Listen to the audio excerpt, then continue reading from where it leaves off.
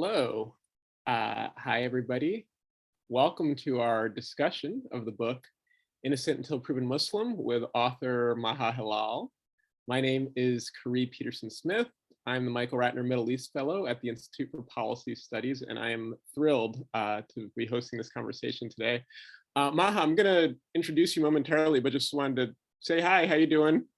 Good, thanks, Khury. It's nice to be here with you. Awesome. I'm really excited about this.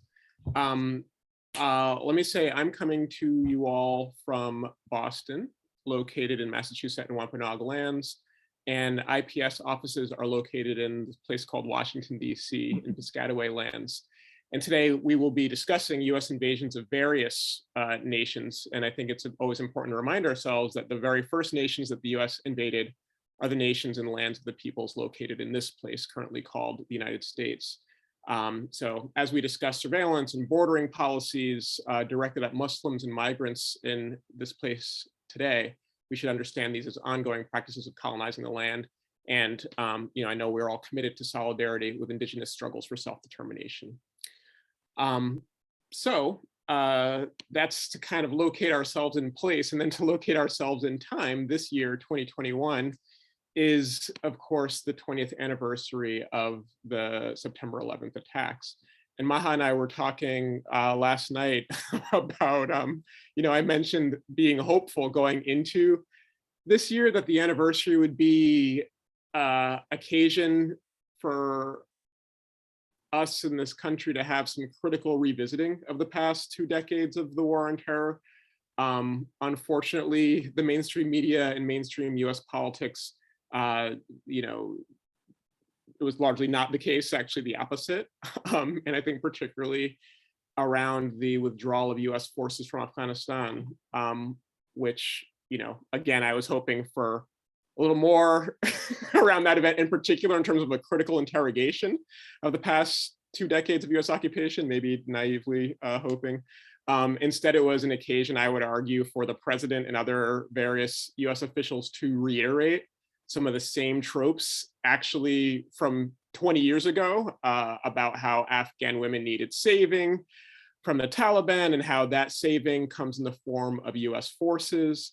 That what has characterized the past 20 years of US military action in Afghanistan and implicitly elsewhere in the war on terror is not, those years are not characterized by American violence in the form of drone strikes, bombed weddings, bombed hospitals, torture, et cetera, et cetera, et cetera, but actually American benevolence. The narrative was that the US has sacrificed so much in terms of American life and American money.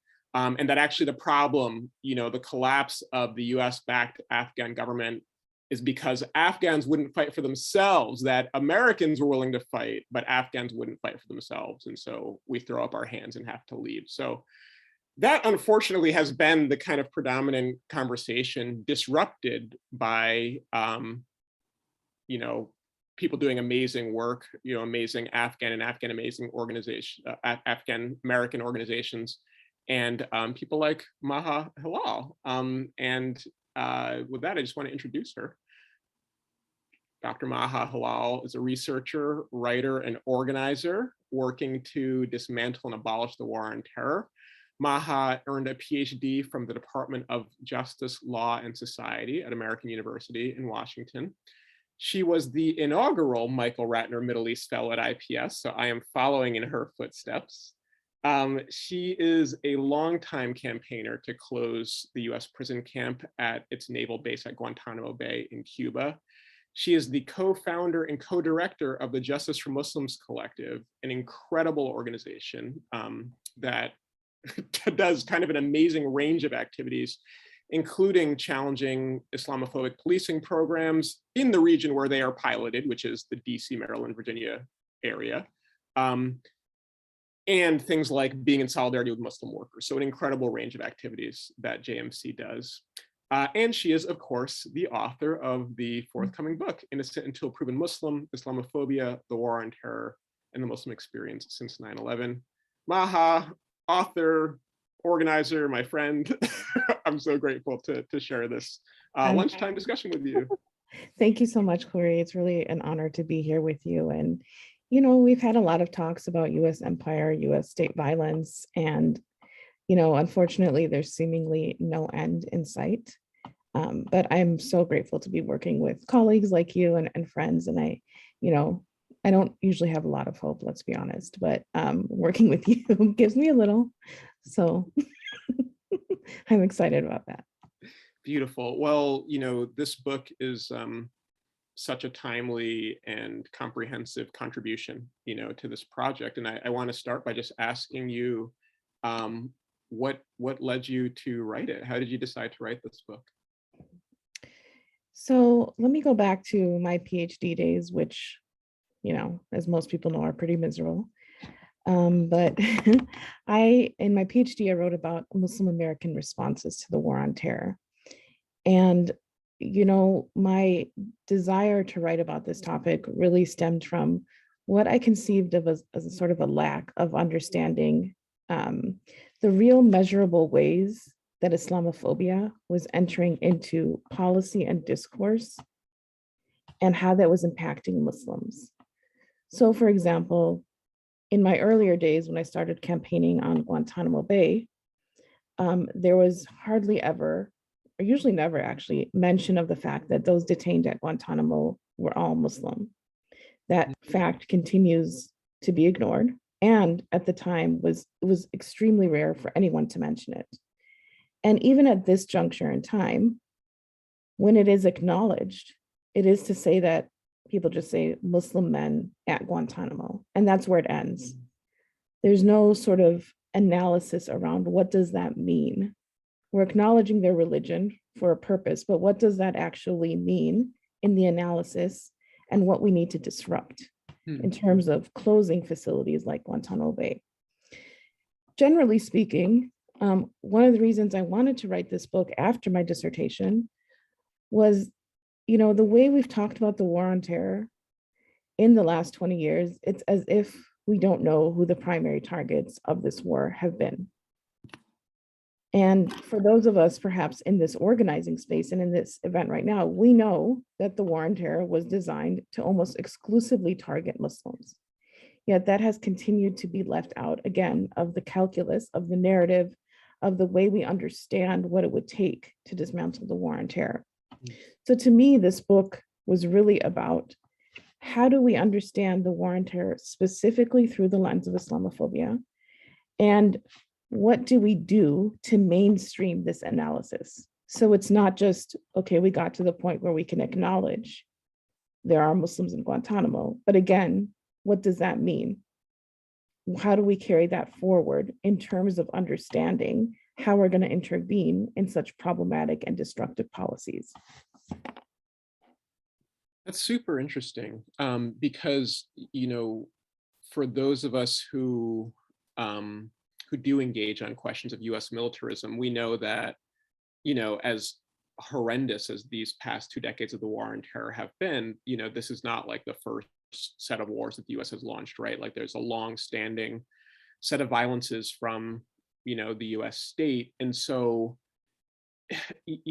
I'm just listening to you and thinking, there are folks who might know, or like it's sort of it's out there that like, yeah, there's some Islamophobia that's part of this, or like Muslims seem to be targeted, but there can be a kind of like colorblind or race blind, approach that doesn't really reckon with that. I'm just thinking about what you said about Guantanamo, and it's one thing to kind of, I use Muslim as a sort of identifier to identify the people, imprisoned there, but you can do that without interrogating Islamophobia as actually structuring the imprisonment itself. Precisely. Yeah, and that's exactly right. And, I think that point continues to be missed, right? And when we think about even the sort of abuses and torture that have occurred in Guantanamo, black sites, Abu Ghraib, I mean, that torture is informed by Islamophobia. The specific tactics that were used and continue to be used, right, in various facilities in the war on terror is shaped by Islamophobia. It's shaped by what would sort of offend Muslims, right? Or what could sort of offend their religiosity and the way that they practice their religion. So it's been very surprising and extremely frustrating, honestly, to see how long these conversations have continued without that analysis. And I'm honestly just not sure why, because when you think about other forms of oppression that other marginalized groups are, subjected to, usually you have to acknowledge, right, the system of oppression that is shaping the way that the violence from the state is targeting them. Right, right. Wow. Well, okay. I would love for you to talk more about the kind of like, I mean, we'll get into the content of the book, but even like the structure, because you organize the book in three parts, and I'll offer a sketch to you that I hope does justice. But I think the first part is really, it's like interrogating the ideology of Islamophobia and the war on terror and the question of how terrorism is defined and not defined and all of that, right? The second part is getting into the different kinds of violence that characterize or constitute the war on terror. And then the third part is about, I think, really appreciating and reckoning with the impacts of these kind of violence on Muslim people. So yeah, I wonder if you could talk about what led you to structure the book that way. So, when you're writing a book, there are a lot of decisions you have to make about what's included, what's not included, how you're going to make the crucial points you want to make, how it's structured. And as someone who has been really interested in sort of different dimensions of the war on terror and the way that Islamophobia is rooted in the war on terror, to me, one of the most important things was not just to talk about law and policy, which is often the case, and that's not to minimize any of the work, but to me, one of the really important ways that these destructive Islamophobic policies have been developed and have been allowed to perpetuate and continue is through narrative. And to me, really taking a close look and examination at all the ways the US government has devised narratives to not only gain public support for problematic policies, but to also specifically and intentionally dehumanize Muslims as a justification for why they need to be targeted and as an excuse to justify state violence. And so to me, you can't really understand policy without understanding narrative, insofar as you want to get to how you can dismantle the war on terror, right? Because you can't just dismantle the policies without understanding the construction of narratives. Right. What are the ways that Muslims have been constructed specifically, right, as irredeemable, inherently violent, angry, etc.? How does that enter into the policy calculus? Then what does it do when you have policies targeting Muslims? How does that then shape the subsequent narrative? And basically, you're talking about two things that are existing to reinforce each other. So again, the formulation of the reason I wrote about specifically the first two parts, narrative and policy, was to really establish this deep connection in terms of how they rely on each other and reinforce one another. The last section, as you mentioned, is about not just Muslim experiences. I interviewed 11 Muslim Americans and sought out their experiences of the war on terror and their attitudes towards US government and other issues, complicated issues, but also to look at, a rarely recognized impact of the war on terror and existing in basically a state of oppression for the last 20 years in the context of the war on terror. Obviously, Muslim oppression has been in the United States since enslavement of Black Muslims. But one particular thing that we Muslim communities have often sort of talked about is the role of internalized Islamophobia, internalized oppression in the perpetuation of problematic policies that are targeting Muslims. So in essence, there are prominent leaders, there are prominent Muslim organizations that unfortunately have adopted the narratives of the state and have internalized them. And subsequently, they become participants in the state apparatus that then targets Muslims. And I think this is really important, as part of sort of my conceptualization and analysis, because it's often the case, right, that groups working on the same issue might generally have this perception that we're all working towards the same goal. But that's false, at least insofar as the Muslim community is concerned, right? And the war on terror has kind of served to sort of delineate and define sort of these two separate goals. And of course, there are more goals, but the goal of assimilation and acceptance by US society and the government, what does it mean to be a good citizen? And the other goal, which is to disrupt and dismantle the oppression of Muslims and other marginalized groups. So I think combining all of these things and really understanding sort of this more holistic picture of the war on terror and how deeply rooted Islamophobia is, how measurable it is that there are in fact ways you can concretely understand its impact. And then the ways in which Muslims themselves, again, have been impacted, targeted, but also how they've responded to the oppression that has been a part of the war on terror. Wow. Okay. Well, yeah, I'm looking forward to let's drill down and explore some of those things. And I would love actually to start with where you started, which is the dehumanization of Muslims. And,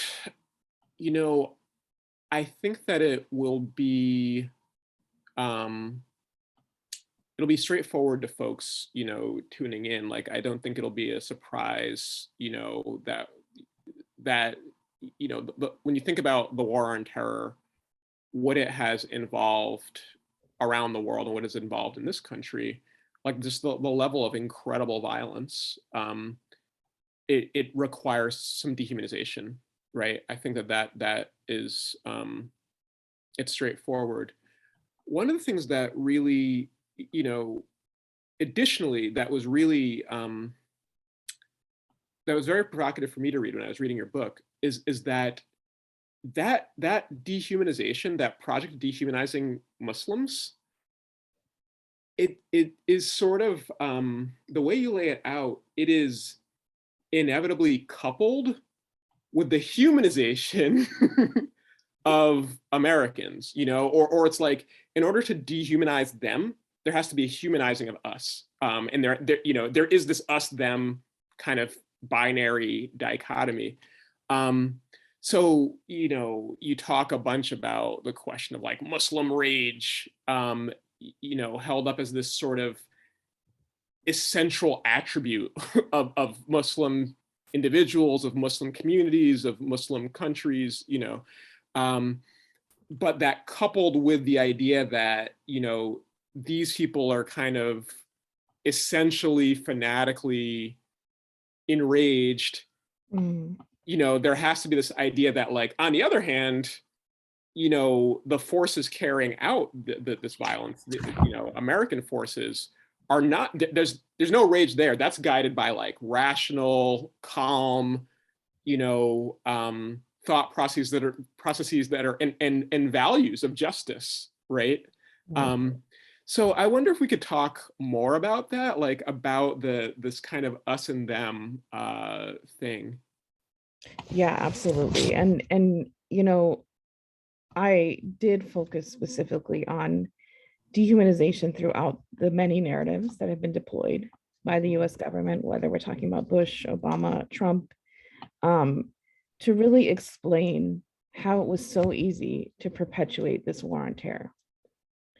And, from the beginning, although Bush talked about, basically that there's some sort of difference, right? There's a distinction between those radical Muslims and, the Muslims in your neighborhoods, communities, et cetera. You're operating in a context in which Muslims have been essentially conflated into one homogenous group that have summarily been deemed as terrorists. And when you're developing a set of policies that then goes and targets Muslims in general, then that distinction that, Bush attempted to make obviously is just a way of hiding and minimizing, right, the ways again that Muslims are being targeted. And, part of this is, I talk a lot about social constructions, right? So what are some of the social constructions of Muslims that serve this project of dehumanization, right? And there are a lot of them, right? We could talk for hours about that. But Muslims are inherently angry. It's inexplicable rage, right? Right. Muslims are irredeemable. Muslims are barbaric. They're uncivilized. So again, we can see this in many contexts, right? Iraq, Afghanistan, like we're bringing a civilizing mission, right? And the bottom line is, I think, most importantly, as I've just mentioned, like the irredeemability of Muslims. And I think that that's important, right? Because if Muslims are irredeemable, then nothing other than state violence can be an intervention to their irredeemability. And, one specific example that I didn't really talk about in the book, but from an op-ed that I wrote earlier this year about abolishing Guantanamo, is the ways in particular that prisoners at Guantanamo have been constructed in much of the same terms, right? But my observation in the op-ed was about how, Guantanamo and other sort of war on terror prisons have been largely excluded from conversations around US carcerality and the mass incarceration movement, in addition to abolition. And I mention this because to me, there's this deep-rooted narrative, right, that's permeating into other spaces. And so when you think about, talking about the abolition of other prisons, right, it's not always the case that other prisoners are constructed as redeemable, for sure. Right. But terrorists can't be redeemed. There's nothing redeemable about being a terrorist, right? Because that's an inherent characteristic. And when you construct people as having not just characteristics, but inherent characteristics, and there's nothing, again, that you can do about that, except, again, to wage violence. Right. And, in addition to the sort of overt ways that this dehumanization narrative has been perpetuated throughout the war on terror, there's also the ways that Muslim victimhood is denied, which I also talk about, right? And who is denied victimhood? Those who are not considered human, right? They can't be victims if they're not human. We saw this with Abu Ghraib, right? The ways that the prisoners were talked about in general, right? But also the ways in which their victimhood was never really acknowledged. The narrative squarely focused on how the abuses and torture that occurred at Abu Ghraib were not an indication of the values and principles of the American government. Right. And if that's the focus, not only do we know that the prisoners were dehumanized because of the torture tactics that they were using, but also if their humanity isn't even acknowledged when such an abuse is public and no longer it's not deniable, then that also solidifies the idea that Muslims are not human and we don't have to care, right? And in all of these cases, there's always this sort of underlying premise, again, right, that they're all terrorists. Right. So they're just collateral damage anyway. Right. So, there's just so many ways. And, when I talked about the section on Muslim rage, even the idea that, Muslims are can be complex and nuanced. I don't recall the exact title of the book that I, referenced. But just like the surprise, right, that Muslims are not sort of these one-dimensional characters, right? Right. And there's just so many facets of the ways that Muslims have been dehumanized. And I think, to me, what I really wanted to impart is that you can see sort of this trajectory, right? It continues in different ways, in different forms, right? Obviously, Trump explicitly and overtly dehumanize Muslims, right? But Obama exponentially increased the use of drone warfare, right? Right. and in doing so was also killing Muslims. And even when, for example, right, he released the sort of standard operating procedures or the guidance around his drone warfare, I mean, that was of no comfort whatsoever. And basically the premise was, don't try to kill people, try to like make sure they're not like 5 years old, right? And there's really just no accountability. And so let me just stop at that point really too, because if you treat people as humans, then conceivably you would try to redress the injustice and take accountability. Right. There are many marginalized groups, right, in the United States who aren't afforded that, and that's a function of dehumanization, right? You don't owe accountability to those you don't consider human. Right. That's so, yeah, humanity, when one can lay claim to humanity, then one can lay claim to the rights that come with that, including, the right to redress harm, right?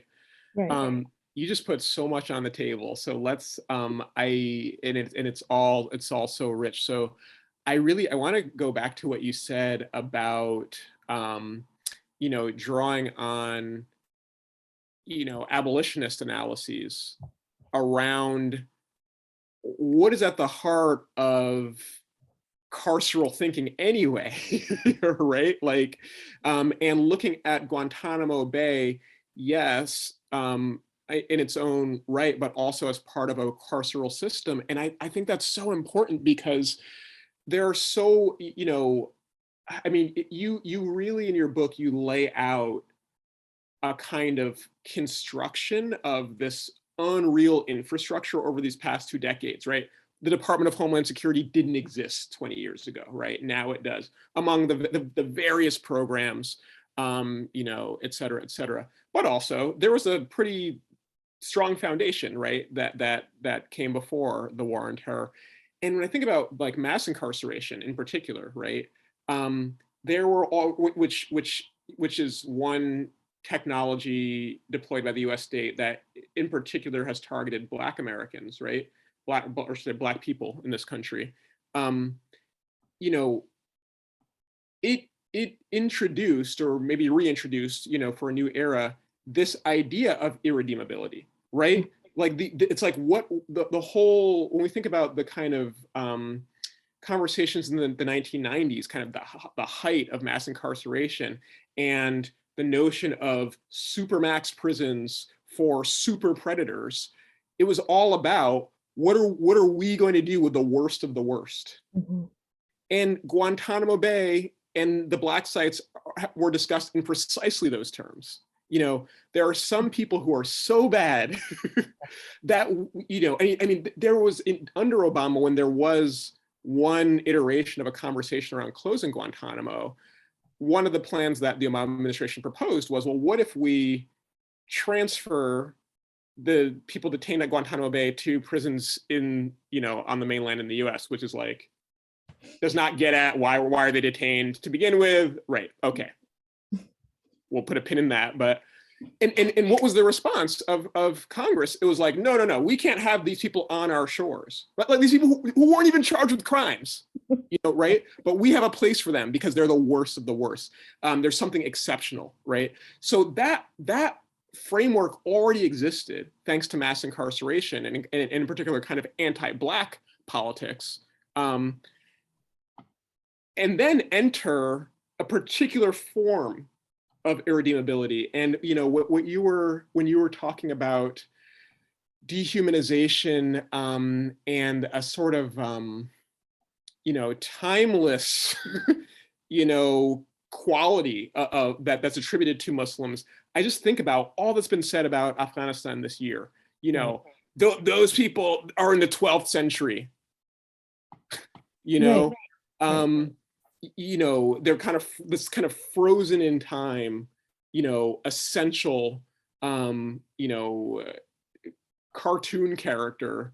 And when you say, well, the only remedy then is violence, what is really striking, again, just thinking about this year and the conversations around the withdrawal from Afghanistan, is that even violence wasn't enough. I mean, that's essentially what Biden said was, we spent 20 years of war in this place and they still are like this, there's nothing we can do. We're done. You know, Right. and it is precisely the irredeemability that you're talking about. Even an American occupation couldn't redeem these people. Yeah, I think that's absolutely right. And, you know, with Afghanistan in particular, right? You know, the idea of going into Afghanistan was the capture of Osama bin Laden, right? And that happened in 2011. And yet the US remained in Afghanistan, right? 10 years later. At the Yeah, same time, Biden said, we're not here to do nation building. And it's so the question is, so what were you there for the last 10 years? right. Right. And again, it is that like sort of you know, dehumanizing, but also very patronizing narrative. Mhm. And that serves again to absolve the United States of the crimes and the violence it has inflicted on the Afghan people. And Right. I think your point about irredeemability is really important, because I was, you know, in that op-ed focusing specifically on Guantanamo. And, you know, I think one of the things that comes to my mind is maybe, you know, my understanding of sort of the abolition framework is this idea that, you know, if we address people's needs, right, and trying to create Mhm. this better society, right, we won't have such a large amount of crime, right, or the way crime is constructed, right. Mhm. Um, and so my sort of general perception of what abolition, the approach, and this is very basic, right, takes to understanding and sort of like intervening in this conception of criminality Mhm. would not apply to, right, Guantanamo Bay prisoners. And it's not to say that abolitionists don't apply it to that, but it is to say that terrorism has been constructed as such a uniquely different crime, right? Yes. Again, that cannot be compared with and is inherently more violent, right, than Right. other forms of crime. Right. That there's no way that we can sort of include the discussion of Guantanamo prisoners into the conception of abolition. And again, that's not to say that abolitionists do not do that, but Mhm. it is to say that it sort of complicates that a little bit more. And, you know, Mm. one example, another example that comes to mind is, you know, there's various organizations, right, and groups that are organizing around this sort of hashtag of free them all. Hmm. And I remember having a conversation with one of the organizers, and I said, you know, does this apply to Guantanamo? And she said, yeah, you know, of course. And obviously that's the response I anticipated, right? But then in terms of the narrative, right? When you're talking about the narratives that are lodged against the argument that we should free all the prisoners, Mhm. the arguments, the counter arguments that organizers in these spaces would have to come to the table with for Guantanamo, right, would conceivably be different than that of other prisoners. Hmm. And again, it's because of the ways that the, you know, terrorism has been constructed, and terrorism again is an inherent quality. And even right when you look at Right. young Muslims, right, Muslims that have been murdered, children, right, Right. that's even dismissed because it's like, well, you know, it's only a matter of time before they grow up to be a terrorist. Right. Right. So, you know, I think that is a question like I'd love to talk with you more about is this transferability of irredeemability, but also just the ways it's manifested differently and based on different constructions of different types of crimes. Right. Well, you know, one way that you get at that in the book is when really interrogating the very slippery definitions that American officials offer, which are, you know, and you have a whole thing about how there are these tautological, they're like, you know, terrorism is are acts done by terrorists. And it's like, well, what's a terrorist? Well, someone who commits terrorism. It's like, okay. um, you We know know, it when we see it. what's that? Yeah, we know it when we see it, right? And it's like, oh, okay, well, let's interrogate that, right? You know, but one of the ways that you approach it is by exploring this, you know, this whole discourse of you know, there is no moral equivalency between the violence of terrorism and then the violence of the US state. And so, yes, occasionally, you know, the US will kill people, will kill civilians, you know, we could say a lot about all of these categories, by the way, of who's considered a combatant, who's considered a civilian, what is the significance of that, et cetera, et cetera. So well, let's note that. But, you know, when it has come to light, when it breaks through, you know, that the US, that, you know, and you can name any of the many acts, bombing marketplaces, you know, weddings, hospitals, et cetera, neighborhoods, that might be unfortunate, but there's simply no comparison between what Americans do and what the American military does and what terrorists do. And I think that it gets at that, it gets at that special quality of the crime of terrorism that you're talking about, and the special characteristic of, you know, so-called terrorists, which, as we know, is deeply imbued, you know, racially.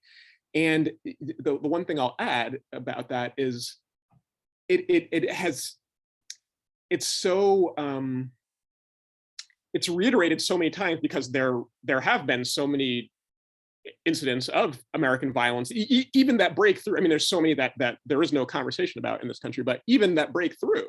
And you know, there's one part in the book where you're talking about Abu Ghraib, for example, and how President George W. Bush said, you know, when talking about the acts of the guards who carried out this torture, so, well, that's not the America I know.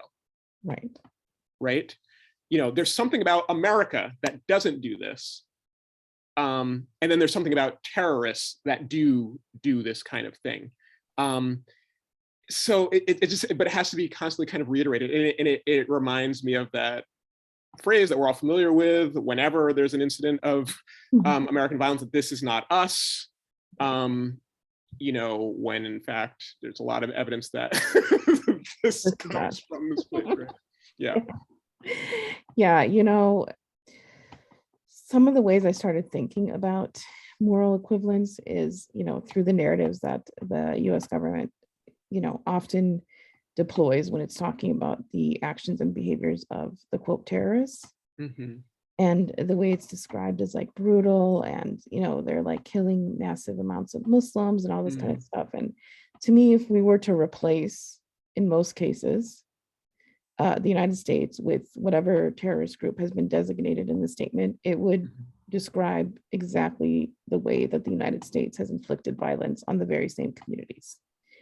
And if the two things, the quote terrorists and the United States, if they're both behaving in the same way, and they basically become synonyms in a description of violence against Muslims, then to me, that sort of dissolves the argument that there can't be any moral equivalence.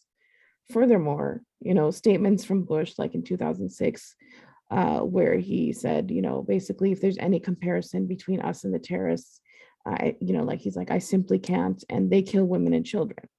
We know the United States has killed women and children. You know, that's not exactly where the United States has drawn the line at their violence, right? And with Osama bin Laden, right, you know, he is described as a mass murderer of Muslims, which of course is true. But in that particular case, the problem with that statement is that, you know, the United States is also a mass murderer of Muslims, and it's using that statement against Osama bin Laden to feign concern for Muslims, while at the same time victimizing Muslims in the exact same way.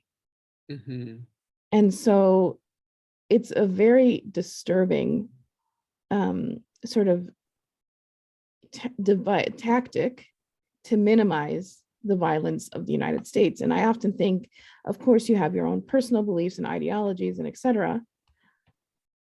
But, you know, if you're someone and you're living in Afghanistan, Iraq, any number of the countries, Somalia, where the United States has bombed, has drone striked, et cetera, and you become a target of violence, how much will it matter to you, whether it's the United States or a terrorist group?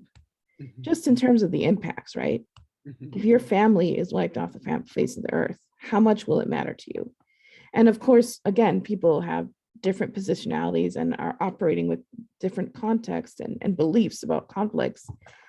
But at the same time, if there's no difference in the scope or the brutality, then there's nothing that anyone can say about, oh, well, the United States came in, their violence was a little less bad, Right. right? It's the solution is even in Afghanistan, right? There was this dichotomy of like, do the Afghans want the United States or the Taliban? As if they have to be limited to those two options of violence. And as if we are the ones that get the right to impose this dichotomy onto them.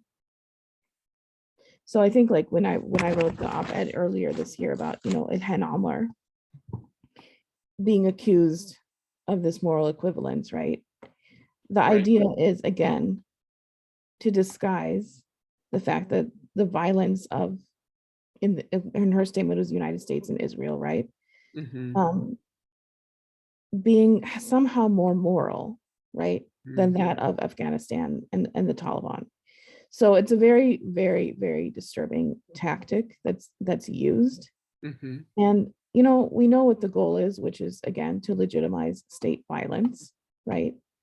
And to re-entrench the notion that the violence of terrorism, because of course we can't call the US's violence terrorism, the Right. violence of terrorism is uniquely and inherently more violent, more barbaric, more uncivilized. Right.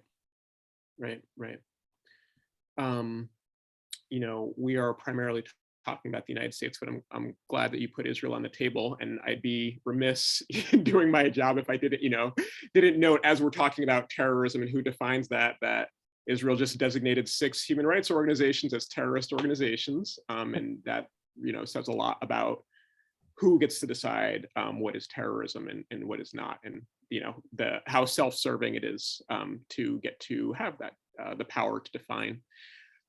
I wonder if we could switch gears a bit. But can I just Yes, add yeah, go for it. something? Yes, absolutely. Now that you mentioned Israel, and Yeah, it's yeah. obviously, I don't talk a lot about Israel in the book at all, just because of limitations of time A lot of other stuff to competence. talk about.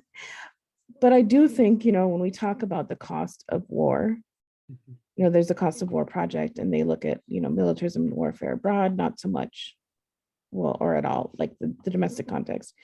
But to me, when we talk about the impacts of the war on terror, that's where countries like Israel come in, because the Mm, impact of the war on terror is not just about what the United States has done and the mm, violence and harm it has inflicted onto others, but the blueprint it created and legitimized for other equally violent countries to utilize, right? right. So this is a global apparatus, and we're not just talking about this, you're either with us or against us, sort of inclusion in the war on terror. I'm also, when we talk about the impacts of the war on terror, we also have to talk about countries like Israel that have taken this blueprint and ran with it.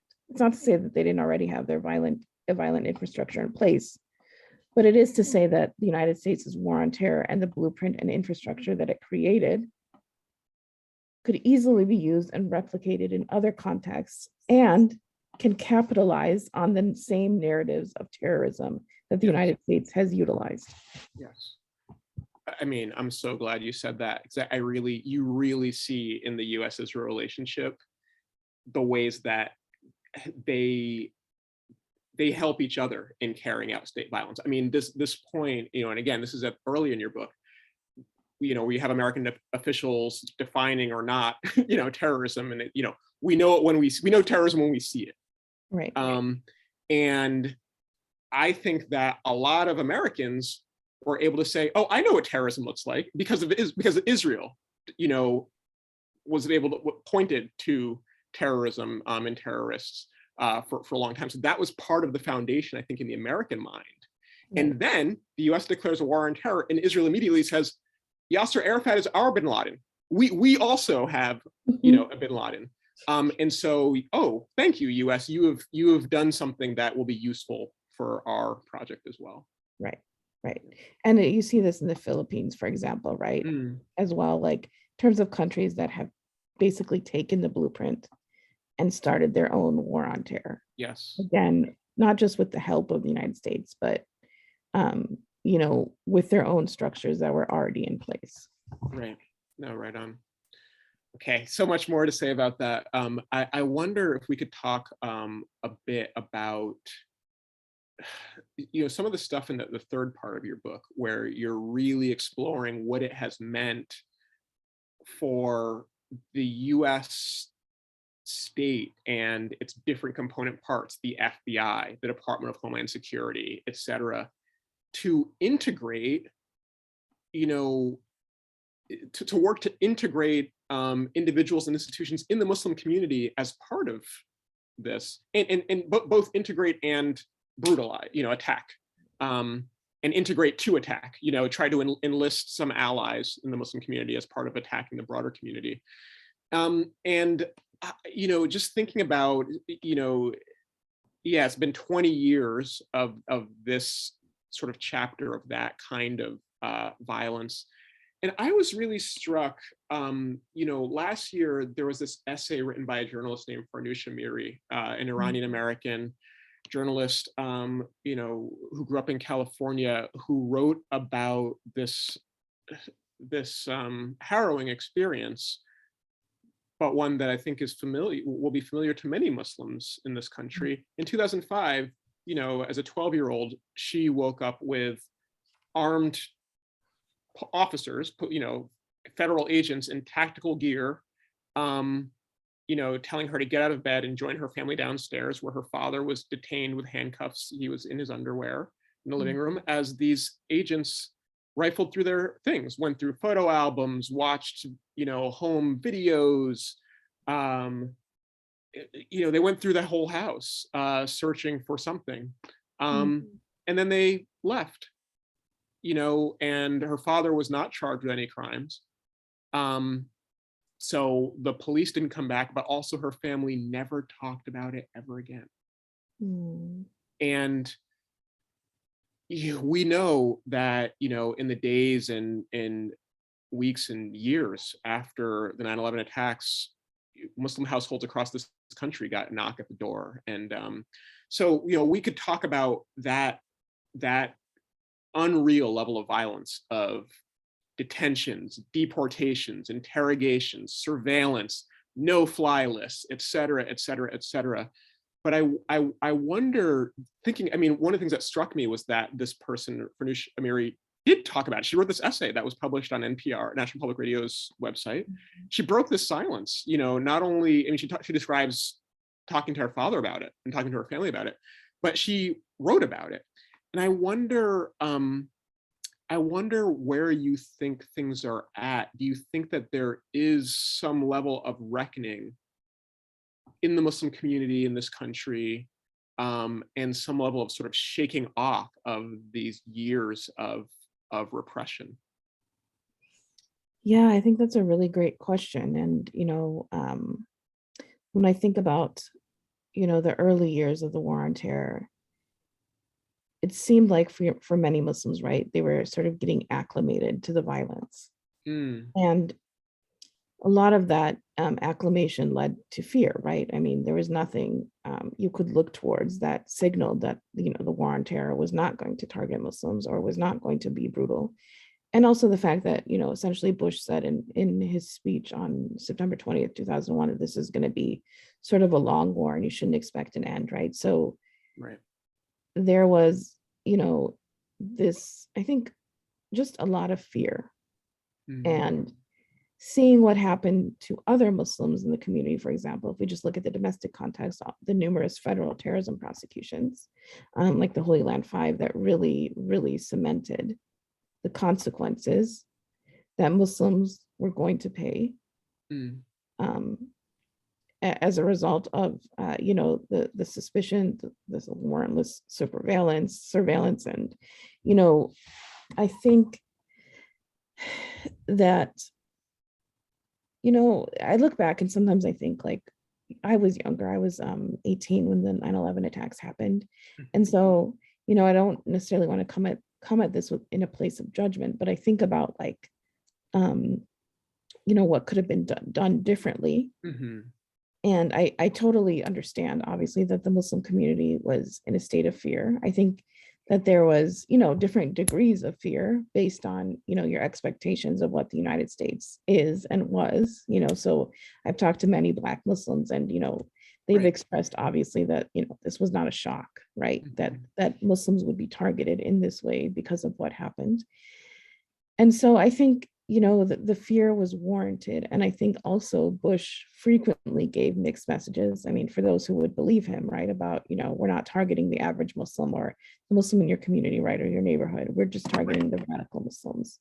Right. So in some ways, signaling that you would be safe, right? The average Muslim is safe, which was Mhm. not true, right? Mhm. Um, because we know how the war on terror unfolded. Now, there is a section of my book where I talk about the different rhetorical tactics that were used by Bush and Obama. And, one of the sources I rely on, and I can pull it up later, is this book that sort of measures, for example, the number of times terrorism was used in speeches by Bush, Obama, and then Trump. Mhm. And, the reason it's important is because what the author talks about is that Bush did most of the policy selling. And so Obama didn't have Mhm. to do as much. Mhm. And it's because of that, right, that Obama seemed to be sort of more benign. Mhm. He started his tenure as president, right, giving that speech in Cairo about sort of Right. reconciling with the quote Muslim world. Right. And so I think that that put some Muslims at least at a little bit of ease, even though in the backdrop, right, he was perpetuating egregious violence and surpassed in many ways that of Bush. I think Trump was sort of a catalyzing moment for Mm. Muslims because it was so overt Mhm. and explicit. And so I think that was, again, the Muslim community is so diverse and has had very different experiences in the United States. Mhm. But for some, at least, that sort of, the way that the Trump administration operated and the rhetoric they used that was deeply Islamophobic, I think politicized Muslims in a different way. Mm. And I think Mm. gave some at least, this sort of impetus to resist. Yeah. I think there was a lot more, maybe people speaking out against the abuses and violence of the war on terror. Now, the problem, unfortunately, with that is that, some Muslims' understanding of the violence of the war on terror then became sort of limited to the Trump administration. Mm. Mhm. Even though we know, right, the Trump administration could not have inflicted the level of violence that it did had it not Right. been for his predecessors. Right. And so, along the way, right, Muslims have had to make choices, right, about their safety and security, about whether they're going to assimilate in the ways that, assimilation is constructed. And, there's very different responses to that. And, I think as someone, for example, who's advocated against the use of Guantanamo Bay prison and torture, I've been one of the few Muslims involved at all since, Mm. 2007. So I think there is a lot more sort of more of a desire, I think.